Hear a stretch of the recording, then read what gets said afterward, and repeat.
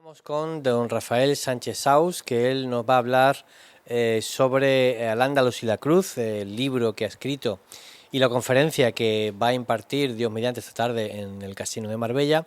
Y son varias las preguntas que queremos plantearle. Lo primero, pues queremos que nos hable un poco de su línea de investigación. Él es catedrático de Historia Medieval. Él ha sido además rector de la Universidad de San Pablo CEU y bueno, tiene un currículum muy amplio de publicaciones y sobre todo de vida académica. Entonces, bueno, en primer lugar queremos preguntarle cuál es exactamente sus líneas de investigación y su trayectoria académica, que entendemos que es muy importante. Pues desde hace muchos años yo me he dedicado sobre todo a estudios relacionados con la nobleza andaluza. Eso fue el comienzo, fue mi tesis doctoral, hace ya pues 40 años, y a partir de ahí, pues durante muchos años, pues yo me he dedicado a desarrollar temas vinculados al estudio de la nobleza y podríamos decir ya más ampliamente de las élites sociales medievales. Eso ha sido una línea que se ha mantenido a lo largo de muchos años y se puede decir que hasta hoy. A partir de cierto momento empiezo a interesarme también por otras cosas. Hay estudios pues relativos a la frontera de Granada, estudios pues relativos a las fronteras marítimas y la relación de Andalucía con las exploraciones y conquistas en Canarias. También pues desde hace ya algunos años, desde hace aproximadamente 10 años, pues también he trabajado temas relacionados con los mozárabes, es decir, con los cristianos que vivían bajo el dominio musulmán en Al-Ándalus. Y últimamente, pues es lo último que estoy haciendo, pues estoy preparando un libro que ya me queda pues muy poco, gracias a Dios, para terminarlo, que es pues sobre el concepto de nación y lo que esto ha significado en España, es decir, desde cuándo y cómo se ha ido formando la nación española a lo largo de la historia hasta llegar a nuestros días. Bien, luego queremos preguntarle a don Rafael, también queríamos saber de alguna forma cuál es la situación que vive el reino hispanogodo cuando es invadido por el Islam y cuando es conquistado por el Islam, porque bueno, hay recientemente, en los últimos años, hay muchas teorías y sí que es verdad que lo que es una evidencia por las crónicas y por los muchos testimonios de grandes autores como San Isidoro de Sevilla, es que lo cierto es que había una conciencia de hispanidad antes de la conquista islámica, ¿no? Y precisamente gracias a esa conciencia es por lo que se consigue la reconquista, por esa conciencia de hispanidad que ni se remonta a Pelayo, ni a los reyes católicos, ni a la Constitución del 1812, sino al reino hispanogodo. Y yo ni siquiera lo llevaría hasta Hispania romana, donde había una conciencia de pertenecer al Imperio Romano y además con una cultura pagana que no era católica. Bueno, como sabemos bien, esta historia comienza en el año 711, aunque la conquista del reino godo dura varios años, en realidad se prolonga hasta el 719, 720, y a partir de ese momento, pues la población autóctona, la población hispanogoda, que era fundamentalmente de religión cristiana católica y de cultura latina, y luego también pues con un componente germánico aportado por los godos pues fuerte, pues se encuentra bajo el dominio de una potencia imperial como es el califato de Damasco en ese momento, que es un régimen pues islámico y naturalmente de cultura y lengua árabe. Esto crea, pues digamos, un choque, podríamos decir, entre uno y otro, como había sucedido en otras zonas conquistadas por los musulmanes, que se intenta resolver a través de la aplicación de una serie de pactos que se realizan entre la población sometida y el nuevo poder. Esos pactos, que en muchos aspectos, en ciertas zonas fueron bastante generosos y en otras pues ni siquiera hubo pacto, sino que hubo sometimiento militar puro y duro, pues duraron un par de generaciones en su virtualidad. Después, pues como es lógico, en situaciones que se prolongan, se fueron erosionando y fue desapareciendo pues esa singularidad de esa población cristiana que, digamos, tenía un trato especial como consecuencia de los pactos a los que habían llegado con los conquistadores. Lo que viene a sustituir a esos pactos es un régimen general, el que se aplicaba en todo el mundo musulmán a la población cristiana y judía, que es el llamado régimen o sistema de Dhimma, el estatuto de Dhimma.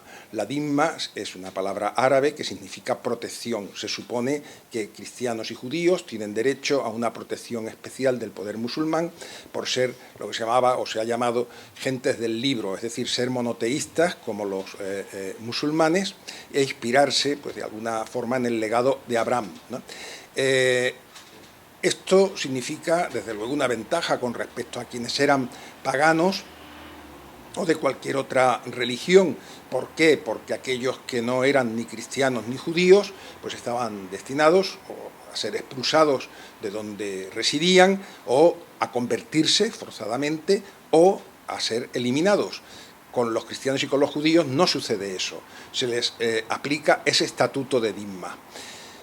¿Qué implicaba ese estatuto? Pues ese estatuto lo que implicaba era el reconocimiento en todos los aspectos del dominio, del nuevo dominio musulmán y el reconocimiento de una serie de medidas que a partir de ese momento se les aplica a esta población cristiana y judía, por el hecho de que viven en un territorio musulmán, en parte del territorio, por lo tanto, en el que ya ellos en principio no deberían estar, pero se les concede a cambio, como digo, de que asuman una serie de situaciones. ¿En qué estriban estas situaciones?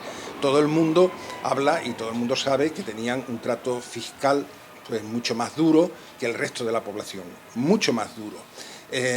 Pero esto, pues en una época como la nuestra, en que todo el mundo paga tantos impuestos, pues no se ve como una cosa muy especial. Pero lo que hay que decir es que no se trata del impuesto que paga cualquier ciudadano de cualquier estado por el hecho de ser parte de la comunidad y hacerse cargo, por lo tanto, de los gastos que supone pues, el mantenimiento del Estado. No, está connotado de un carácter especial. Ese carácter especial es que pagan por el hecho de que se les permita vivir allí, es decir, está cargado de un aspecto, podríamos decir, moral muy superior. Es alguien a quien se le concede la gracia de seguir viviendo donde siempre había vivido él y sus antepasados, pero a cambio de una tributación que multiplicaba la que pagaban los musulmanes. Todo esto, este trato discriminatorio, pues se ve todavía mucho más claramente en otros aspectos de lo que significaba el Estatuto de Dhimma, que no era ya solamente el pago de impuestos claramente abusivos, sino que tenía que ver con la forma de vida que estaba regida siempre por el predominio no del Islam en un sentido abstracto, sino de los musulmanes concretos en cada cuestión y en cada momento de la vida cotidiana.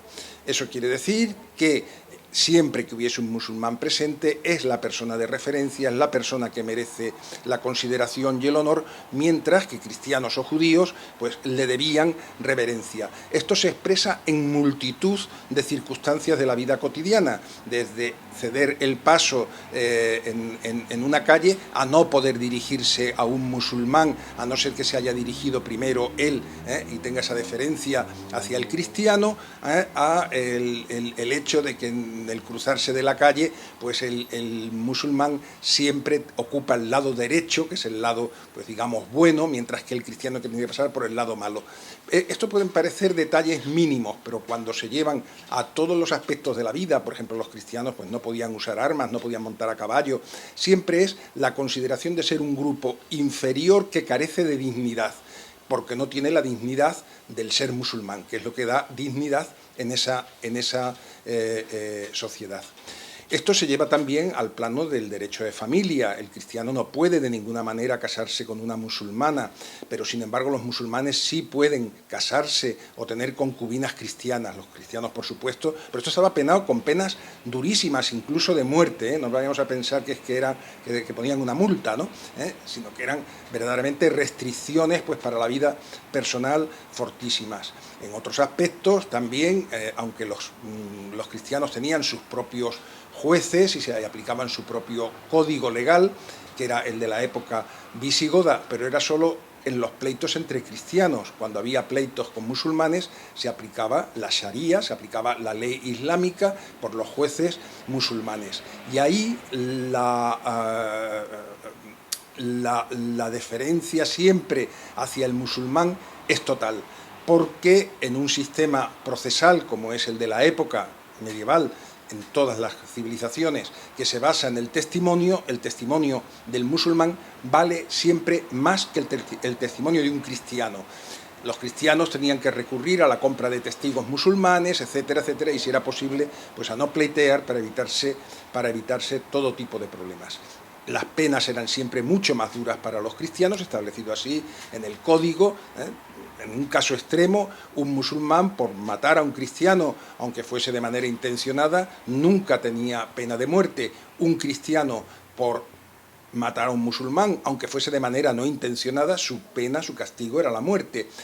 A partir de aquí, pues todo el grado y toda la escala de delitos posibles siempre estaban pues dando prioridad absoluta a la posición del musulmán. Y luego había también una enorme discriminación religiosa, porque es verdad que había libertad de culto dentro de las iglesias, dentro de los templos, pero lo que no se puede decir, como se dice habitualmente, es que había libertad religiosa, porque no había ningún tipo de posibilidad pues, de evangelizar, ni de explicar, ni de públicamente expresar la fe, ¿no? Entonces, es un conjunto de normas que hacen que la vida pues, fuese mucho más dura y fuese sobre todo una vida pues, degradada para las comunidades cristianas.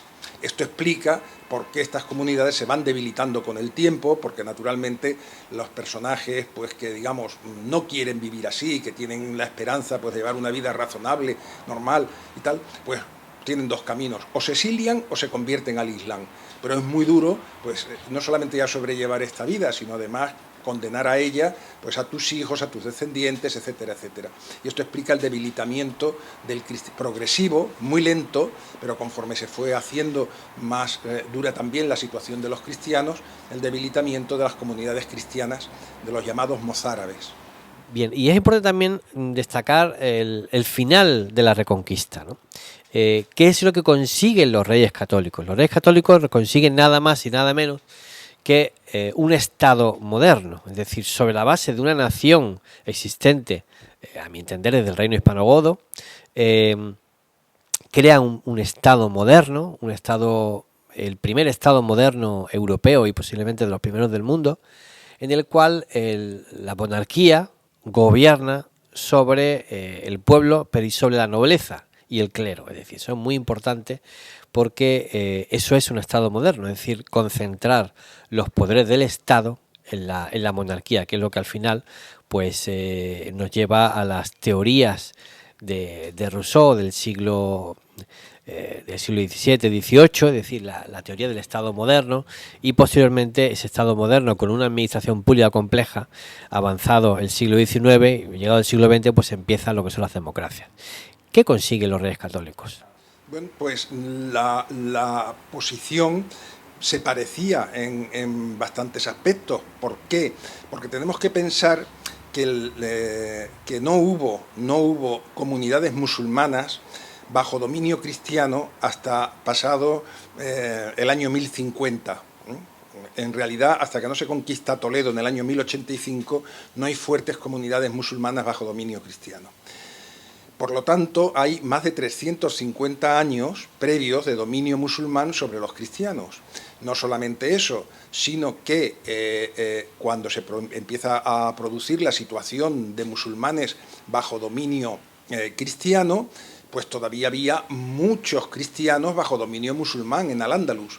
Por lo tanto, el Estatuto de Disma era el modelo histórico que había regido la relación entre las comunidades, y sin llamarse Estatuto de Disma ni recordarlo, pero sí que vemos que el contenido de muchas de las cosas que se aplican a los musulmanes entonces en los reinos cristianos, pues es algo así como la Disma, pero al revés, ahora contra los musulmanes. De todas maneras, no fue aplicada, no tuvo el mismo rigor en todos los aspectos, ni mucho menos, pero sobre todo había una diferencia grande, ¿no? Es decir, el intento, reconocido así en todos los tratados jurídicos musulmanes que se ocupan de estas cuestiones, el intento del Estatuto de Disma es mantener siempre en una situación de degradación y de humillación a los cristianos, porque es la forma en la que, manteniéndolos así, se espera no solamente que se mantengan bajo el dominio musulmán, sino que recapaciten sobre su propia situación y acaben convirtiéndose al Islam, ¿no? Ese componente, sin embargo, de una manera expresa no aparece nunca en el estatuto que se aplicaba a los moros bajo dominio cristiano. Es verdad que está lleno de circunstancias y de normas que los discriminan, pero no con ese intento sistemático y declarado de una humillación continua en sus vidas, ¿no? Esa quizá me parece a mí que podría ser la mayor diferencia. Con todo, pues hay que decir que en la época medieval, lo mismo que en la época moderna, durante mucho tiempo, pues el concepto que nosotros tenemos de tolerancia, pues es que es inaplicable a aquella época, ¿no? En absoluto. Ni los cristianos la aplicaban con los musulmanes ni con los judíos, ni los musulmanes la aplicaban con los cristianos o con los judíos. Los judíos no tuvieron nunca, pues en tiempo histórico en España, ni en otros países europeos, de aplicárselo a cristianos o a musulmanes, pero desde luego, por lo que sabemos acerca de ellos, pues también.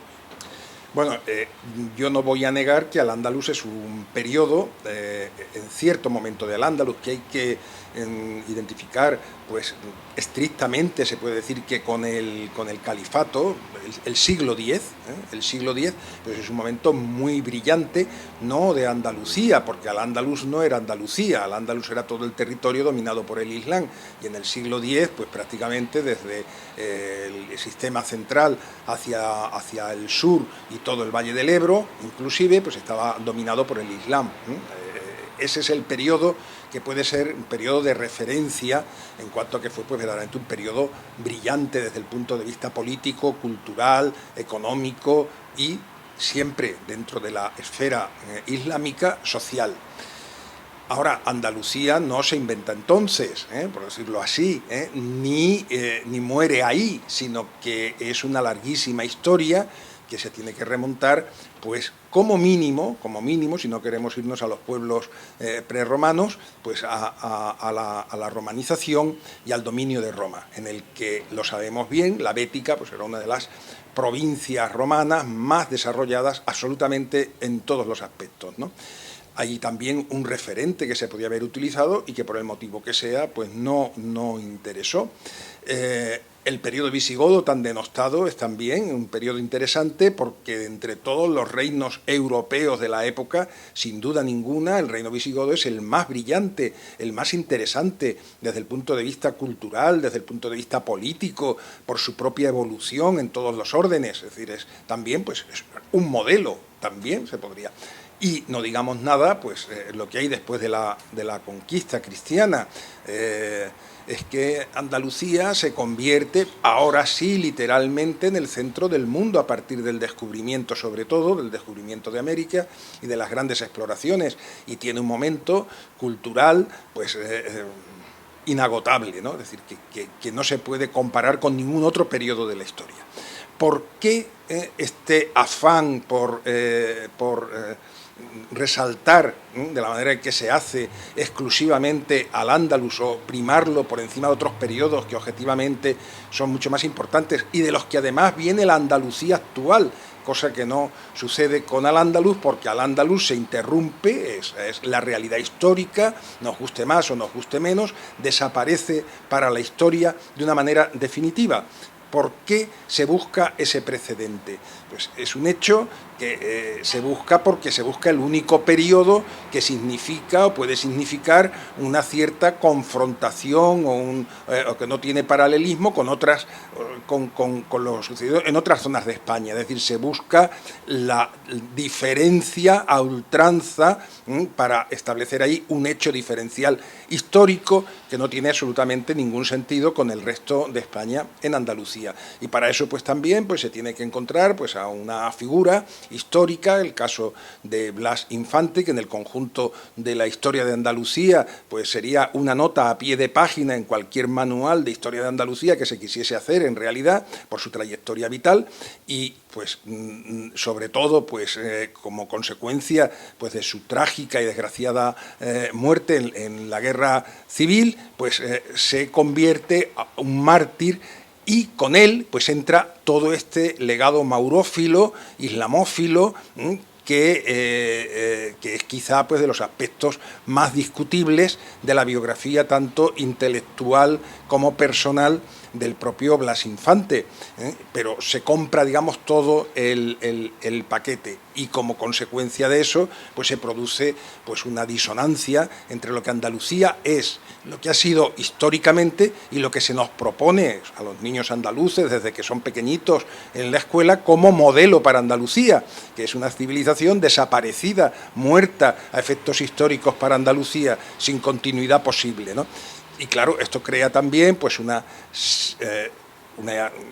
sentimiento de ruptura histórica entre nuestros jóvenes, entre nuestros niños, yo lo veo en la universidad, y de falta de identificación con ese proyecto común que llamamos España y en el que se integra Andalucía absolutamente.